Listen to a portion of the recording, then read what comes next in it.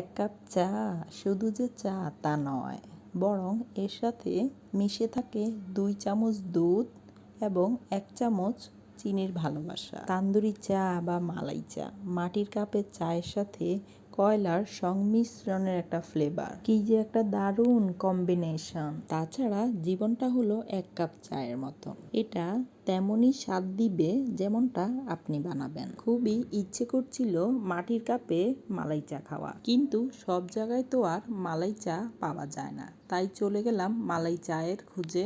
অবশেষে ঘুরতে ঘুরতে মালাই চায়ের খোঁজ পেয়ে গেলাম। দামও বেশি ছিল না, 30 থেকে 35 টাকা।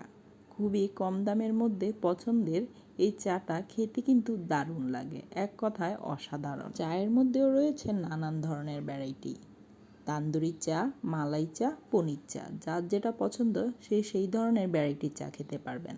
আমার পছন্দের তালিকায় রয়েছে স্পেশাল মালাই চা।